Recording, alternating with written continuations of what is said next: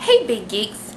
Today's project is going to be a beautiful pair of chandelier style earrings and hoop style earrings using a new product from our store. As always, you know I love to show you new products, and this is actually a new product that we carry at Off the Beaded Path. It is a piece of rubber tubing, hollow rubber tubing, and we have it in all sorts of different colors, as you can see. Now, the cool thing about the rubber tubing is that in the pack you get 12 pieces that are 18 inches long. So, I'm going to take my tubing, and I have already pre-cut 2 pieces of 22 gauge wire that are 5 inches long. Now, I'm using sterling silver, but you can feel free to use artistic wire, gold field, color, whatever you want to use. But I'm going to cut myself 2 pieces of this hollow tubing that are 4 inches long each.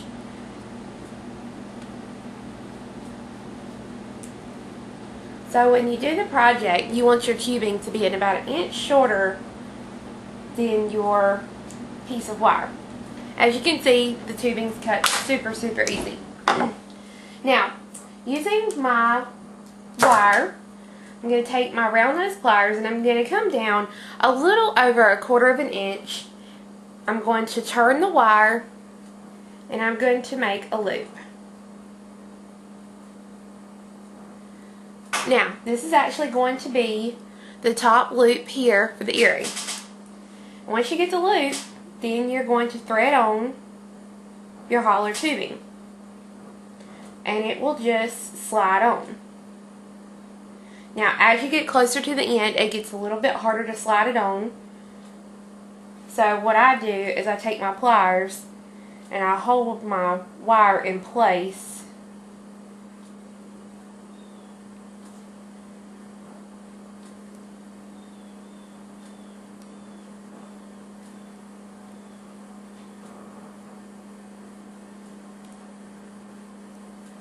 Because your tubing, since it is rubber, we'll want to pull out a little bit. Okay, now I'm going to leave myself just a little bit of space, not too much, from the very end of the rubber tubing to my little loop. And I'm going to fold the other piece over, as so. And I'll make sure my little loop is straight up and down, so you may have to bend the loop just a little bit. And then I'm just going to take my flat pliers and I'm going to grab a hold of my little end piece of wire here, and I'm going to wrap it probably 2 times. You don't want to do too many wraps, but I'm going to wrap it twice around the loop there. Now, doing that completes my loop and gives me a nice circle. So all I have to do is trim my little piece of wire, and if I have any sticking out, I can grab a hold and tuck that in. So now I have a nice hoop. Now I'm going to be using ball end head pins, and I'm going to thread on an 8mm round, a 6mm bicone, and 2 4mm bicones. Now, if you want to put anything in between it, feel free to do so. Completely up to you. Now, you can make these as long as you'd like. As long as they don't touch, the bottom, or if that's the way you like them, you can touch the bottom. It's completely up to you. But what I'm going to do is make myself a plain loop, but I want a fairly large loop. So I'm going to leave a good bit of wire, and I'm going to come back a little bit further on my pliers to make my loop. Now, once that loop is done, I will open up the loop, and I will actually attach it to the loop up top, but then I will turn it to make sure that loop goes inside the hoop, and I will close the loop so that when I hold it from the top, I now have a dangle, as you can see. I will open up my ear hook, slide the loop on there at the top, and I have a really simple pair of colorful earrings. So again, 2 inches of wire, or 5 inches of wire. I'm going to come down a little over 1/4 of an inch, and I'm going to make myself a loop.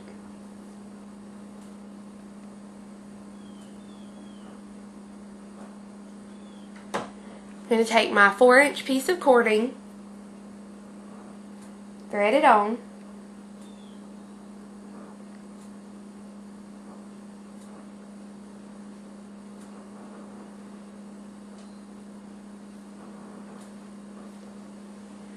I will fold the loop to the top,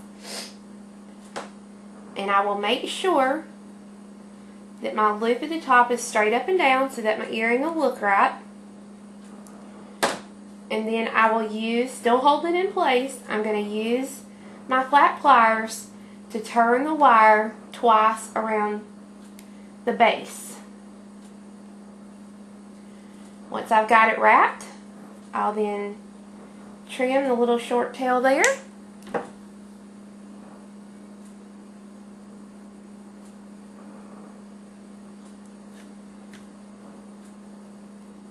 And if your loop gets a little wonky, all you have to do is move your fingers and rework it.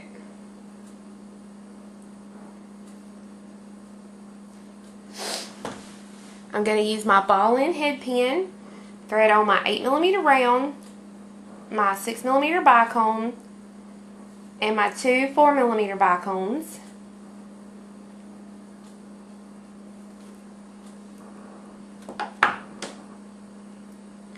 I'm going to make my large size loop at the top.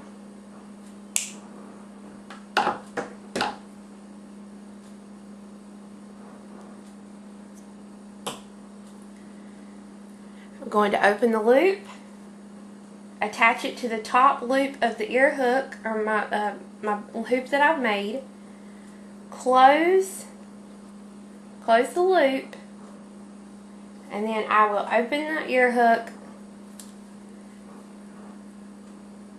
and attach the hoop onto the earpiece, so that now I have a really fun, colorful pair of earrings. To purchase any of these items, you can stop by our store, which is located at 120 West Trade Street in Forest City, North Carolina, or you can check out our web store at offthebeadedpath.com. This is the Try It Tuesday edition for Tuesday, September 29th, 2009.